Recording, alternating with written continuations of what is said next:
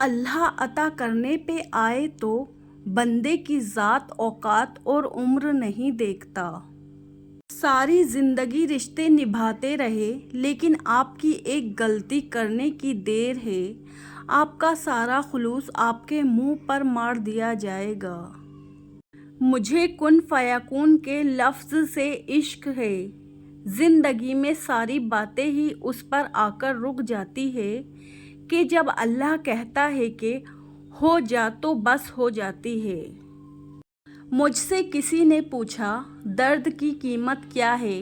میں نے کہا مجھے کیا پتا، مجھے تو لوگ مفت ہی دے دیتے ہیں۔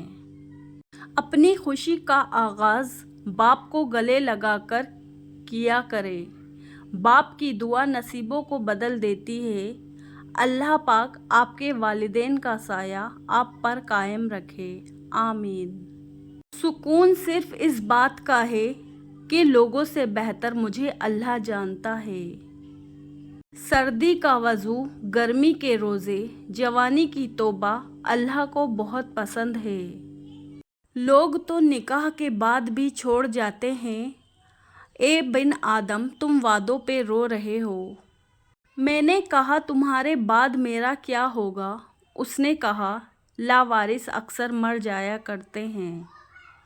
اس لڑکے کا دکھ بھلا تم کیا سمجھو جس کو محبت گھیر لے اور وہ بے روزگار ہو۔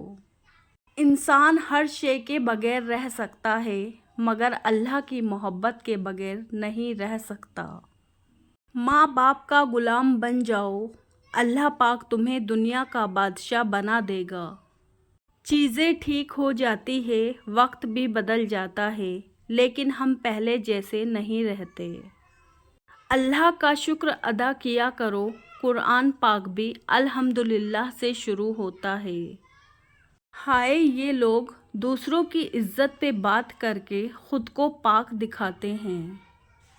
جب سے یہ 3 جملے مرد روتے نہیں تم لڑکی ہو لوگ کیا کہیں گے کا معاشرتی زہر گھول کر پلایا گیا ہے، تب سے انسانوں نے اداکاری کا نقاب اوڑھا اور اندر سے گل سٹر کر مر گئے۔ ایک لفظ محبت تھا، ایک لفظ جدائی، ایک وہ لے گیا، ایک مجھے دے گیا۔ گناہ کے دوران موت نہ آنا اور گناہ کے بعد توبہ کی مہلت ملنا اللہ پاک کا بہت بڑا احسان ہے۔ اگر کبھی مجھے زندگی کے نام آخری خط لکھنا پڑے تو میں لکھوں گا کہ میں ان کے لیے تکلیف بن گیا تھا جنہیں میں خوش دیکھنا چاہتا تھا۔ ایک وقت ایسا بھی آئے گا تم صبر کرتے کرتے اللہ کے اتنے قریب ہو جاؤ گے کہ ابھی دعا دل میں ہوگی اور اللہ پاک کن فرما دے گا۔ اور بے شک ہر مشکل کے ساتھ آسانی ہے۔ جو لوگ کہتے ہیں محبت پالنے کا نام نہیں، ان سے پوچھنا کیا محبت چھوڑنے کے لیے کی تھی؟ محبت اگر واقعی کی گئی ہو تو محبوب کو کسی اور کے لیے نہیں چھوڑا جاتا۔ محبت سحری میں پیے گئے پانی کی آخری گھونٹ کی مانند ہونی چاہیے جس کے بعد کسی اور چیز کی گنجائش نہ رہے۔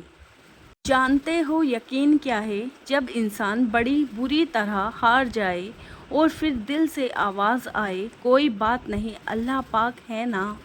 کاش لوگوں میں جتنا روزے توڑنے کا خوف ہے اتنا کسی کا دل توڑنے کا بھی ہوتا۔ اور مکڑی کے جالے سے بھی زیادہ کمزور ہے یہ دنیا کے سہارے۔ اے میرے رب تجھ سے میں مانگ لوں کہ تجھ سے بہتر تو میرے حق میں کچھ بھی بہتر نہیں۔ محبت اور عزت کسی کو اتنی مت دو کہ وہ تمہاری عزت کرنا بھول جائے۔